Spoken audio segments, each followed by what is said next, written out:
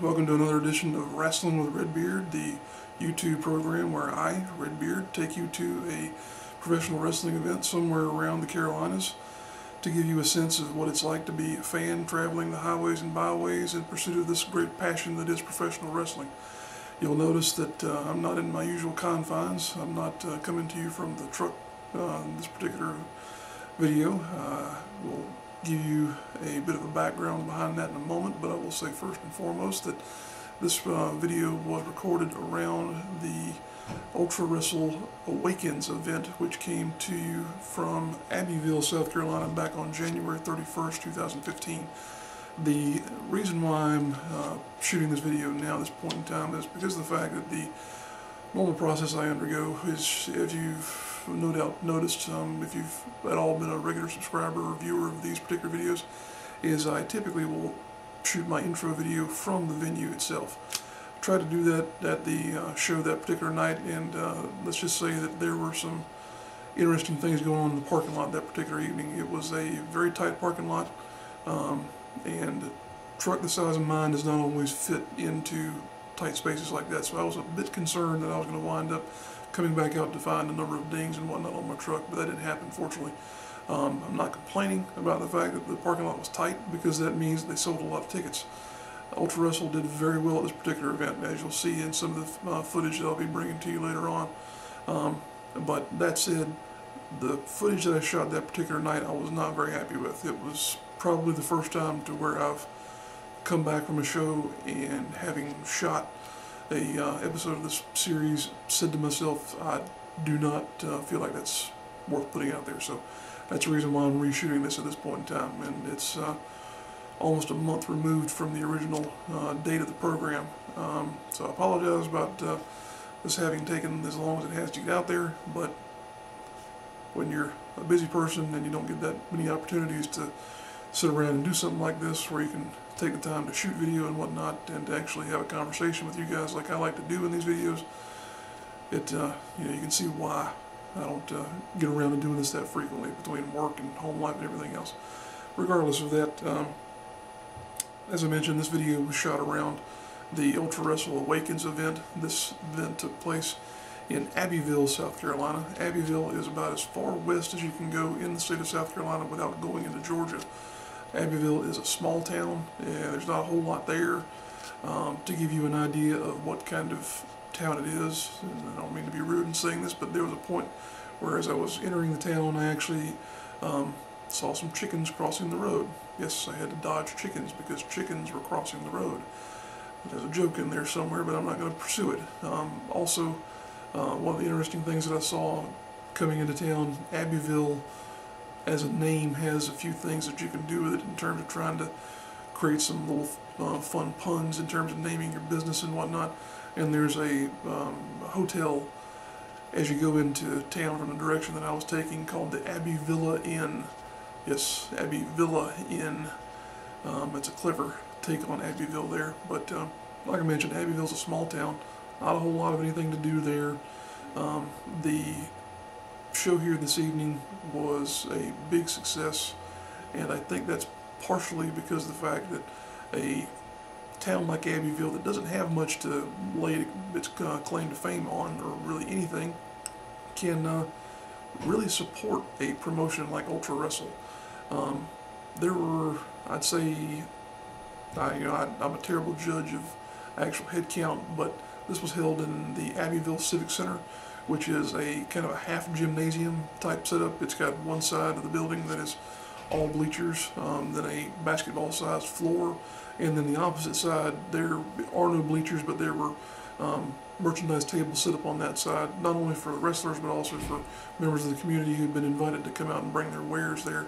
But the bleachers and the floor seating were very full. The floor seating, I would say, was sold out entirely, and the bleachers were very packed. So this is an idea of what happens when you have a combination of a small town with not much to offer in terms of entertainment, and a promotional team that actually does their job in promoting an event. They had radio interviews, they had online presence, they had a number of things going for them for this particular show, and it all worked very well as you could tell by the fact that they brought in as many people as they did with no names associated with the show. No former WWE, former ECW, WCW, whatever you want to say. None of that at all on this particular event. You had all South Carolina talent on this show. That was it. That's saying something. But in regard to other things that are going on, this is the spiel where my wife would tell me that I talk too much, but there's a lot happening in the world of professional wrestling right now. You've got WWE that are approaching the WrestleMania season here very quickly. WrestleMania will be probably less than a month away by the point in time that I publish this particular video. They're coming off of the Fastlane pay-per-view, which took the place of the Elimination Chamber pay-per-view. A lot of people were kind of under the impression that that might have been a bigger go-home show than it actually was in terms of being the last pay-per-view before WrestleMania. The fact of the matter is that for the most part it felt like a glorified episode of Raw, which might coincide with the fact that they were giving away the WWE Network for free in the month of February. Now, that having been said, the final two matches on that card were fantastic. Cena and Rusev, as well as Daniel Bryan and Roman Reigns, had fantastic matches. That was really the savior of that particular event. The Daniel Bryan-Roman Reigns match in particular was really something else. Still a lot of criticism about Roman Reigns and the fact that, you know, he's may or may not be the guy and may not be ready in terms of being able to talk and deliver a promo and whatnot, but he showed during that match there, to me anyway, that he's got the physical gifts, he's got the ability to work with someone like Daniel Bryan, who knows the ins and outs of the ring, and can put on a very fantastic match. I was very impressed with that particular scenario. They beat the tar out of each other, but hey, guess what? That's what they used to do all the time in the 60s and 70s and up into the 80s as well there. And at some point in time, it just became kind of a kick-punch fest, and that was it. But at any rate, you've got that going on as far as the stuff that's coming up for WWE.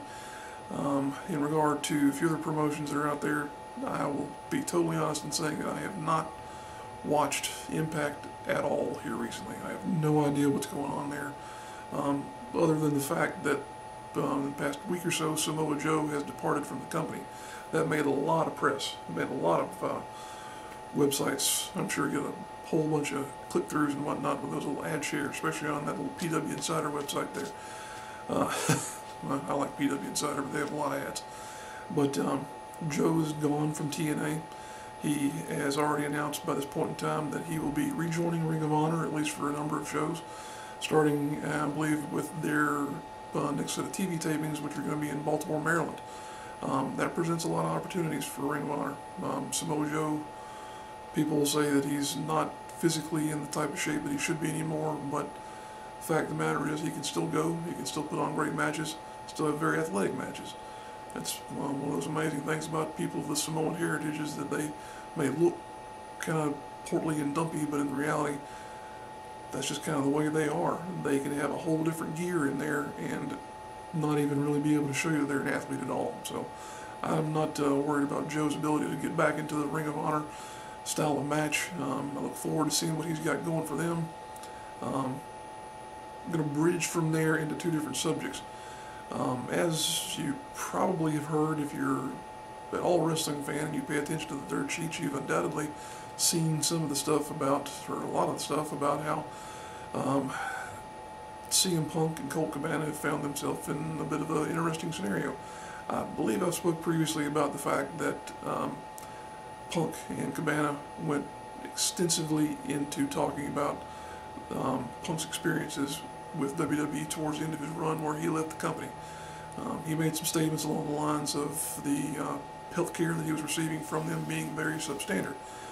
In particular, he named a individual, Dr. Chris Amon, who is a physician with WWE, as being very inept. He used some colorful adjectives that I won't repeat here for the fact that I try and keep this somewhat of a family show. But in light of that, Dr. Amon has come back and actually filed a multi-million-dollar defamation lawsuit against Punk and Cabana. That is going to be interesting to see how that pans out. don't think we've heard the last of this by a long shot, folks. I think this is going to be a saga that goes on for quite some time. Not only because of the lawsuit, but also because of the fact that here, within the past week or so, WWE has gone so far as to publish a video and an actual response to the statements that Punk made in his interview with Cabana on the Art of Wrestling podcast.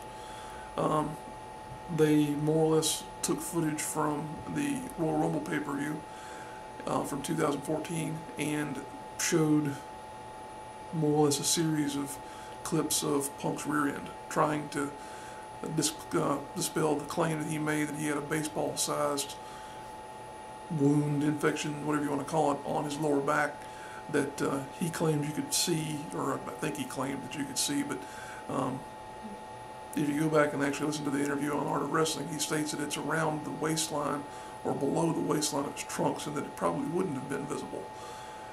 So they went into great detail in regard to trying to dispel his claims. I think that's interesting from the standpoint that you've had all these people come along for years and years and years and shoot interviews to make statements about this, that, and the other in regard to WWE, WCW, people they're in, whoever, Vince McMahon, Triple H, whoever else. And there's never been a response like this. Never have I been able to recall a situation like this where they responded to someone's claims like this. I don't know if it's just the level of attention that it received or what, but they apparently felt that it was necessary. In my opinion, I think it could come back to bite him in the rear end, because the flip side of that is the fact that Punk has shown the scar to a number of people. He's actually shown it off on a piece of video that's out there from a radio interview where he pulls up his shirt and doesn't drop his pants, but he definitely gives you an idea of where it is on his posterior. And here again, I don't think we've heard the last of this by a long shot. This is going to go on for a while. Probably going to be countersuits, whole 9 yards there. At the end of the day, he's just going to wind up probably all coming out in the wash. So you wonder why they bother doing this type of thing to each other, but at the same time, it kind of turns into a pissing match. I could use a different metaphor there, but again, family show. So we'll see where that goes, but I don't think this is going to be resolved anytime soon. Regardless of that, WWE is going to continue on, Punk's going to continue on, they're all going to continue doing their thing. Going back to Samoa Joe being available, now that he can do pretty much whatever he wants to since he doesn't have a TNA contract, Punk, of course, also is somewhat available. He is under contract to UFC currently. However, UFC has not been adverse in the past to their talent going on to do other things like competing in wrestling. The fact of the matter is that they acknowledge the fact that compared to what they do, Ultimate Fighting and mixed martial arts, professional wrestling is not that bad. You're talking about guys who are getting ribs broken, legs broken, orbital bones broken, potential debilitating injuries in mixed martial arts versus guys who are, I hate to say it, but they're going out and play fighting in wrestling, professional wrestling that is.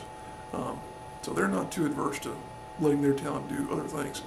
But time will tell whether or not anything comes of a little Twitter exchange that Samoa Joe and Punk had in the days following the fact that Samoa Joe left TNA.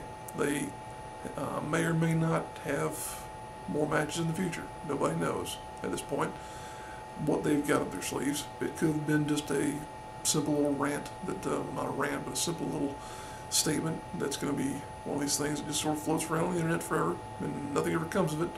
Or it could be the precursor to them actually getting in the ring together once again. And I'll be honest with you, their feud was one of the reasons why I got involved with watching Ring of Honor way back when.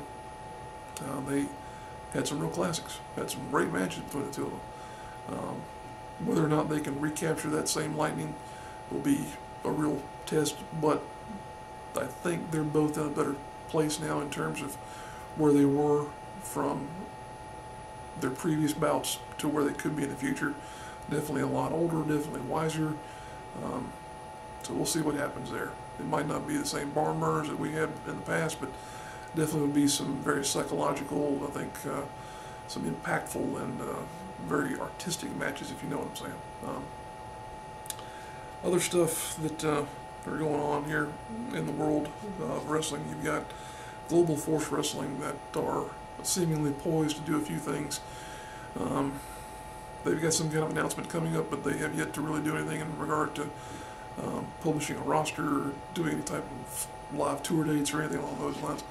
Jeff Jarrett took to YouTube here a couple of days ago and published a video basically of him talking up to the fans that Global Force Wrestling still exists. That's what I took away from that video, that they're still around in some way, shape, or form. Beyond that, you've got the fact that that video seemed to present Global Force as not so much a promotion, at least not what we've known of one, as it did sort of a sanctioning body along the lines of NWA. So who knows what's going to happen there. Again, they have some type of announcement coming. I'll wait and see what that actually winds up being and speak further on that in the future. But I've talked enough.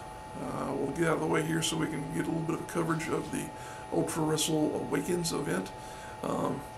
This was, again, a good show. Definitely a family-oriented program.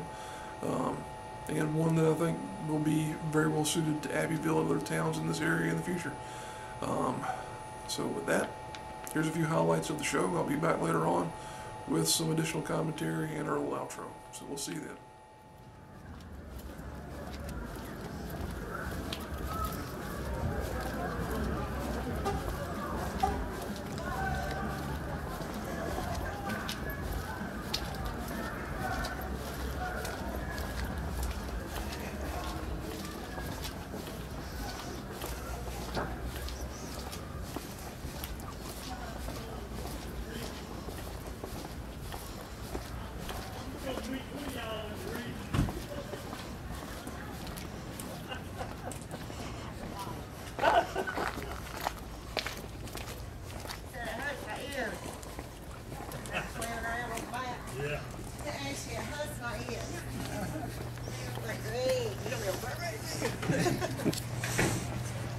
How's it going? Pretty good. How you doing? Good, thank you, sir.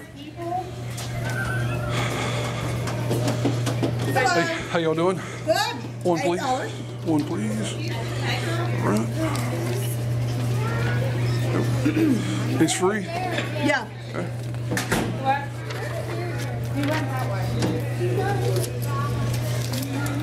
I've got this money bag and all kinds of mess. Thank you, ma'am.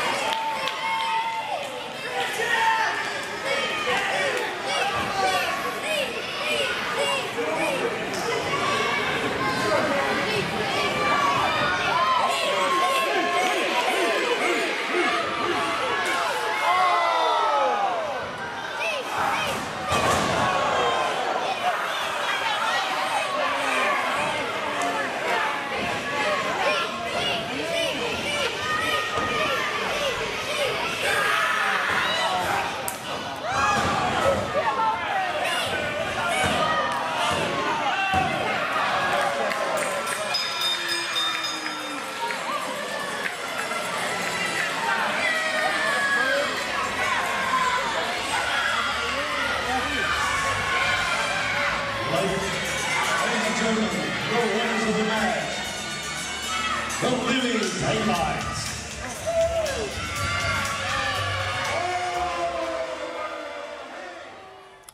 Alright folks, there's our coverage of the Ultra Wrestle Awakens event.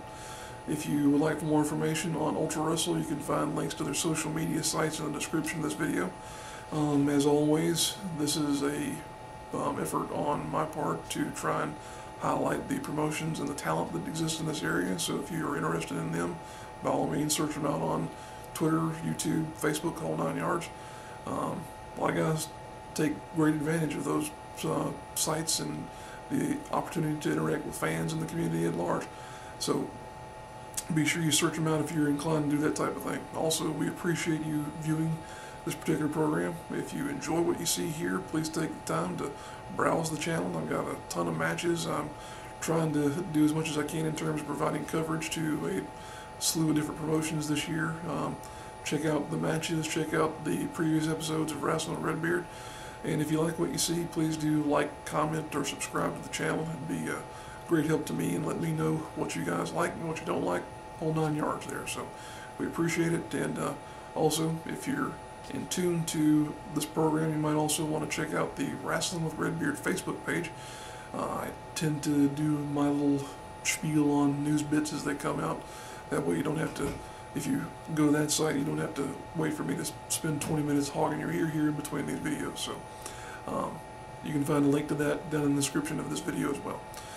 So with that, I'm going to wrap this one up. We appreciate you tuning in, and we'll see you down the road.